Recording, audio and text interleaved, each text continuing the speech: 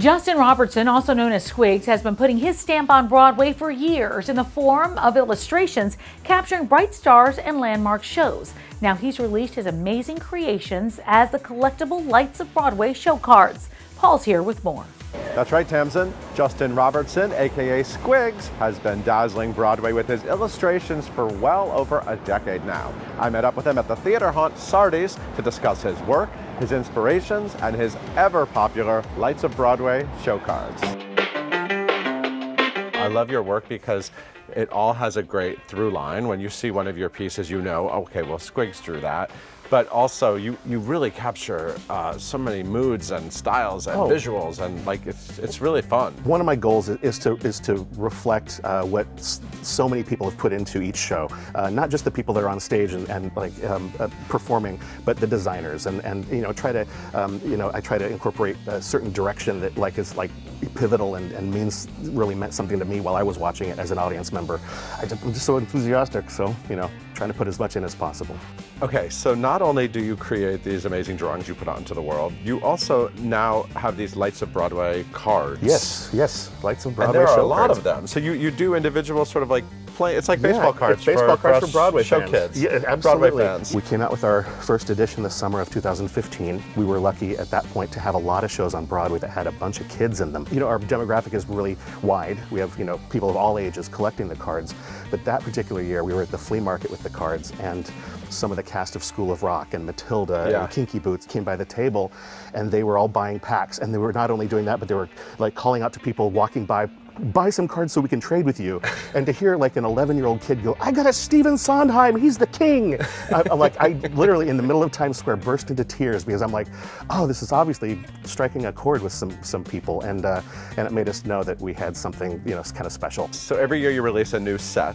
Mm-hmm. So you just recently released the 2021 edition. At the end of last year. You want to open a pack? Oh my God, I'll open a pack. So every pack is different. Yeah, there's 5 cards in each pack. Five in each pack. And how many cards? In this edition, we have, I think, 120, 130-ish cards. Okay, so I got Martin Charnin, who created Annie, a very important show. And so on the back, you have great bios of some everybody. fun facts. I love these, actually. They're really well written. And then I got a Lion King, Circle of Life. Oh, wait. Oh, so, okay. Yeah, I'll tell you about that, because I got a couple of those. Two-sided. I got a couple of those cards as well.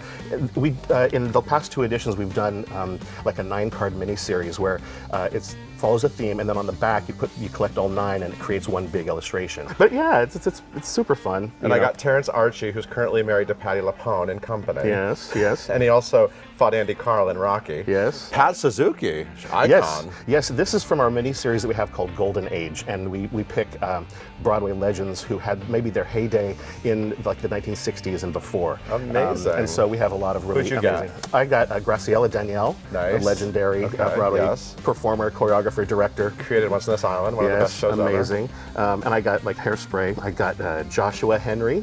Nice. Yes, Very amazing. talented guy.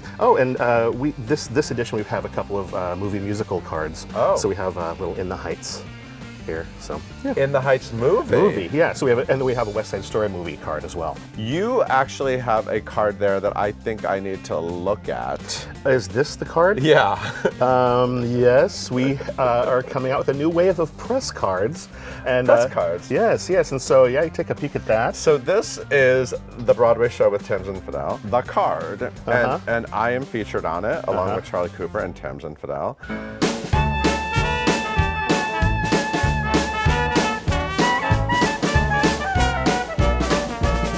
So let's talk quickly about your process. What is the actual process of seeing it until the finished piece? I'll find out what I'm going to be drawing, and I look up what visuals are out there. When I go to the theater, I take a little notebook with me and take notes, and they look awful. It's nothing. Drawings. Little drawings and writing down words, you know, just to remind me of something. And then I go home and I make a pencil sketch, put a clean piece of paper over it, and do an ink sketch over that. And then the ink sketch goes into Photoshop, scan it into the computer, and I do my layout and coloring in Photoshop. Right. So it's a combination of hand and computer. Yeah, exactly. You know, old school and new school. And all of this stuff is available. What is the website? Our website is thelightsofbroadway.nyc, and if you happen to be in Midtown, just down the street here, Theater Circle on 44th Street and 1 Schubert Alley in Schubert Alley are stocking our cards. And I think they also have the playing cards in stock as well.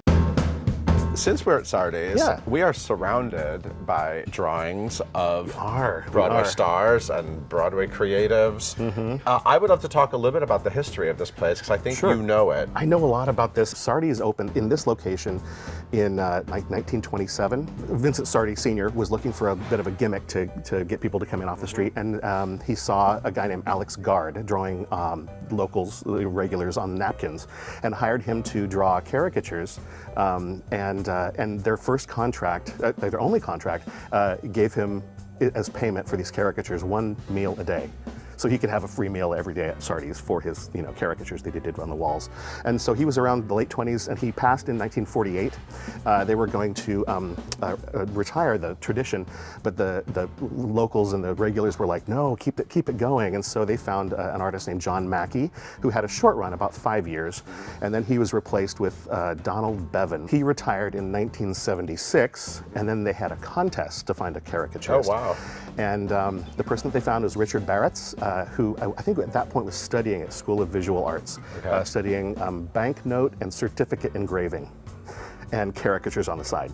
And so he started doing the caricatures then and has been doing them ever since. But in the mid-90s, there is a small window of time that I think Richard might have been doing something else, but they had someone sub in for a short window of time. Her name is Marilyn Church, and she's well known as a courtroom illustrator, but she still creates fine art. You can still find her art around here. And all of these are actually reproductions. When a new person is caricatured, the original goes in a vault, and 2 copies are made. One goes to the subject and one goes on the wall and is signed. And that is because when Jimmy Cagney died, someone walked in, Stole it. took it off the wall, walked out with it, and it was never solved. Would-be criminals, don't consider it. These are not originals. Yes.